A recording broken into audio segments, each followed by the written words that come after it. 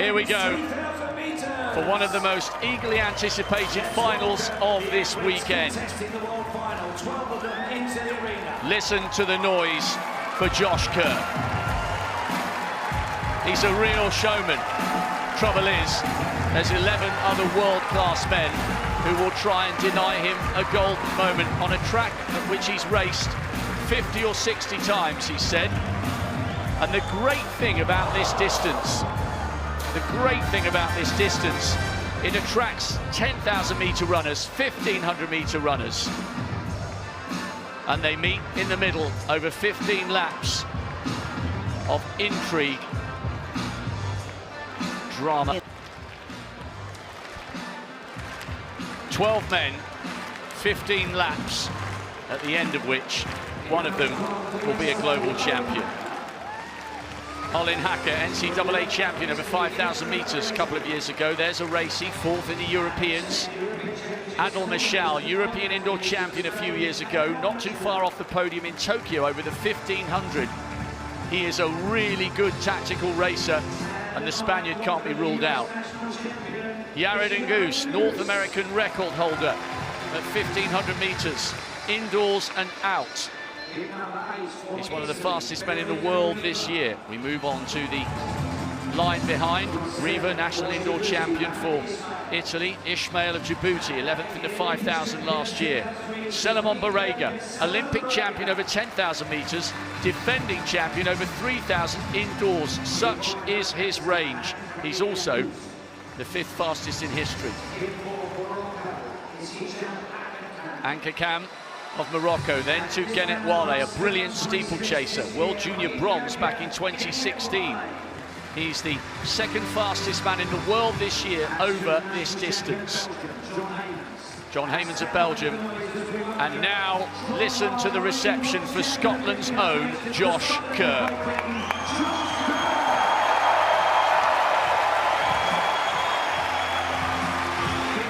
One of the biggest cheers you'll hear over this 3-day festival. Kerr is the reigning world champion over 1,500 metres. Can he beat the reigning Olympic champion over 10,000 metres, Barega, the defending champion? This is full of intrigue, and it will be very, very dramatic. Well, a little bit of wobbling on the start line. It was the man from Djibouti who was determined to get himself to the front. And Goose just looking to his left as Ismail did try to find the inside line. Josh Kerr identifiable with the trademark shades, which he says helps to get him in the mindset that it's game time. And Goose and Hacker, Wale just making sure he's somewhere vaguely towards the middle or the front of the field. I love this distance indoors, Hannah. In what other context would you get a global champion over a mile, or effectively a mile, the metric mile, and a global champion over 6¼ miles, meeting somewhere vaguely halfway over 15 laps indoors? This is such an intriguing race. It really is, and Tefera has got fantastic, apologies, Barega, Tefera's in the 15, Barega has got such fantastic range, 57.50 for a half marathon in October, and all the way to 7:25 this season indoors. But I was talking to some of the people that work with the Ethiopian team, and they were saying the only way that they can beat Josh Kerr is to make it quick, and there goes Barega. He cannot let this go slow for any longer when he's got the likes of Ngoose and Kerr in here that have got a lightning quick sprint on them, and Barega has stolen a march here. He's got a gap. The other athletes are going to have to try and close this. This is really, really fascinating from Barega. So often it's cat and mouse. I mentioned about Ismail of Djibouti being determined to set the tone right from the gun.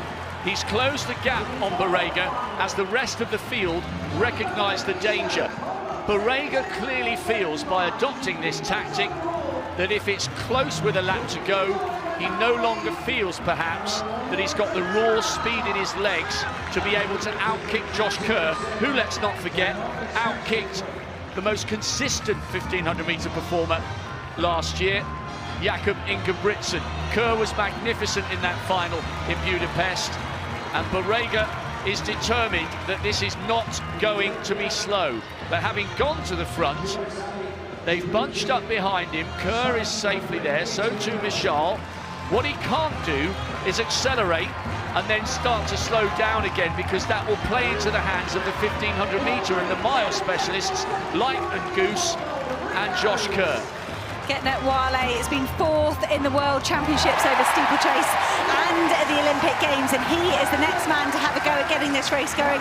Barrega went to the front. He did what you really don't want to do. He put some energy in, went to the front, but he won't have done any damage to the field. I'm confused at the moment about Josh Kerr's tactics. He is really, really in shape this season. He's run a world record over 2 miles. Yes, he's got leg speed, but why, oh why, is the British man sitting so far back? He said he had a plan for this race. He's already written it down, and I'm not sure it would have involved being back in, what, 7th, 8th position, tucked on the rail, and getting at Wale with a gap over the field. He's not getting away, Wale. They will pull him back in, but Josh Kerr, this race will go by in the blink of an eye. I'd just love to see him a bit higher up. And I'm curious as to what Selimon Barrega's doing, because he went to the front. It looked like, okay, this is great. I'm gonna put it out there and say, if you want to hang with me, do. But he has now allowed himself to go back to the middle of the field, and you may not have caught it there, but Josh Kerr just gave Barrega a shove in the back, and Barrega just gave Michal a shove in the back. It's getting a little bit tight at the back, and what none of the favourites want to do is take a tumble because of a clipped heel. This is really curious. Wale is the 4th fastest in history over this distance.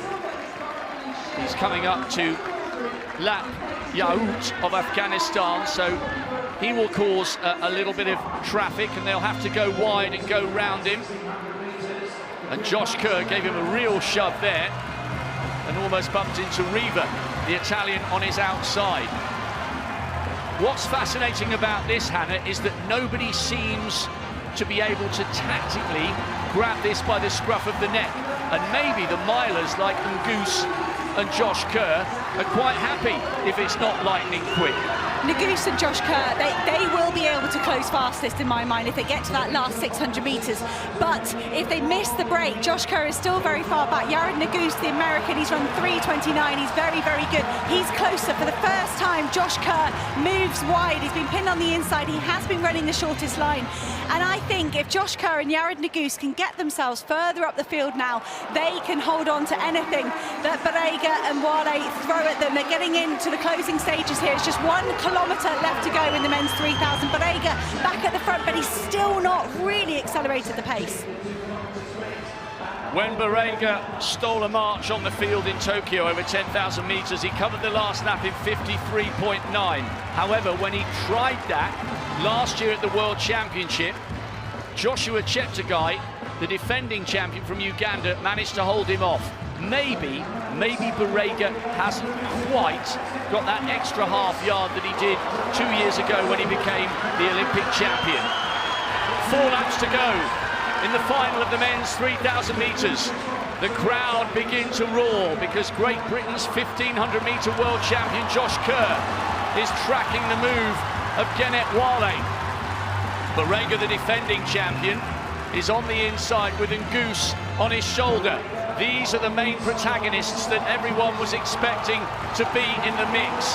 And the longer this goes on, the likelier it is perhaps to play into the hands of the shorter specialists. Kerr in second, watch for Goose as well on the outside. This is beginning to build towards a real burn-up, and it might favour the short-term specialists. Josh Kerr made a very important move to try and protect that position, but he wasn't able to hold off Barrega, and suddenly he finds himself in 3rd place, and he's pinned back on the inside. Positioning is going to be so important in this last 400 metres.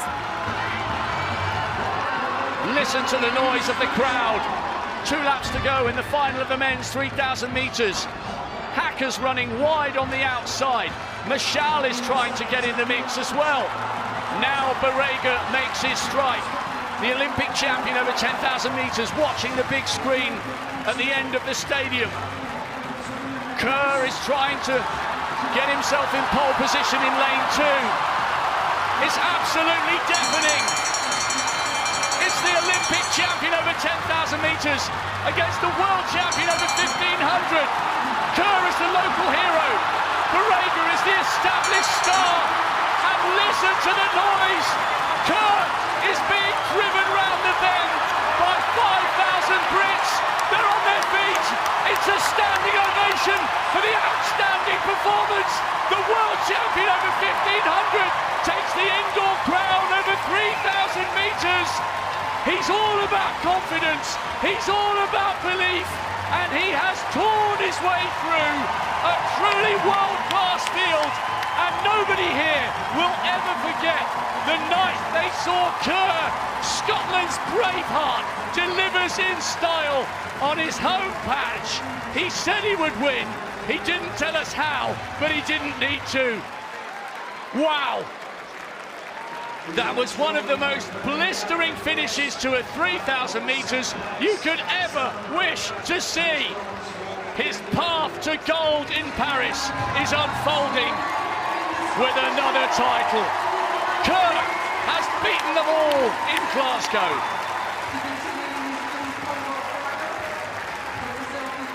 I love our sport, I love watching athletics, but I hated watching the last 600 metres of that.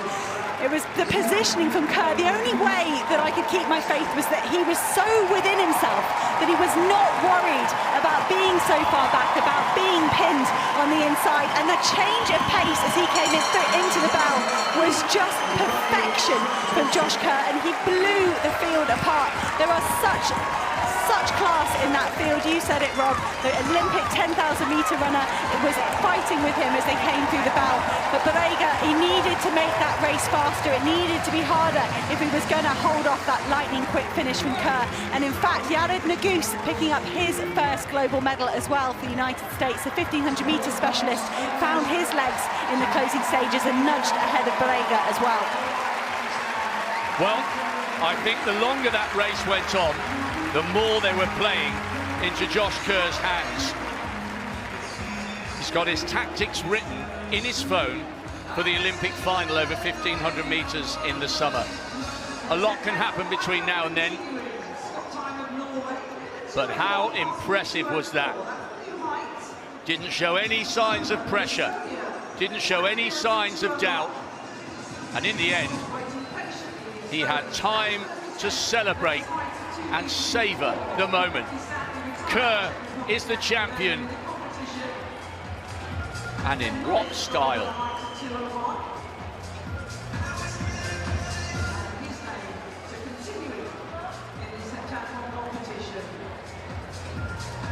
Scotland has waited 31 years to have a world outdoors champion. How about that? The world champion over 1,500 takes the indoor crown over 3,000, and Goose outdips the Olympic champion over 10,000 metres. Barega settles for the bronze this time. I needed to be at my best, and I didn't want to shortchange anyone.